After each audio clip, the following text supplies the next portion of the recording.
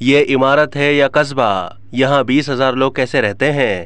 مشرقی چین کے شہر ہانگزو میں واقع ریجینٹ انٹرنیشنل اپارٹمنٹ کی عمارت اپنے رہائشیوں کی بہت بڑی تعداد کی وجہ سے مشہور ہے اور اس کا تقابل کسی بھی طرح ایک چھوٹے سے قصبے سے کیا جا سکتا ہے۔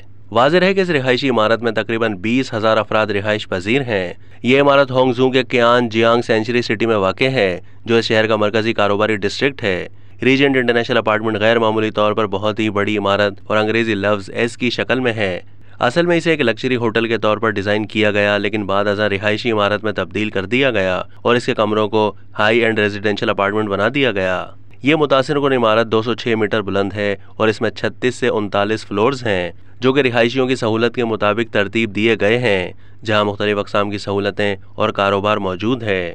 مثلاً اس کے ہزاروں رہائشیوں کے لیے فوڈ کورٹس، اسی طرح سوئمنگ پولز، باربر شاپس، نیل سیلون، درمیانے درجے کی سپر مارکیٹس اور انٹرنیٹ کیفے شامل ہیں۔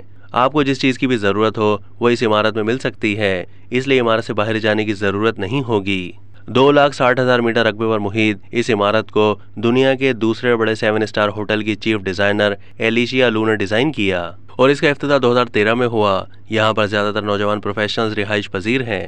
ایک چھوٹے سے بغیر کھڑکیوں والے اپارٹمنٹ کا یہاں پر ماہانہ کرایہ عموماً $220 ہے، جبکہ بالکونی والے بڑے یونٹس $550 کرائے پر ملتے ہیں۔ اب تک کے لیے اتنا ہی۔ مزید معلومات کے لیے ڈیلی جنگ کے YouTube چینل کو سبسکرائب کیجیے۔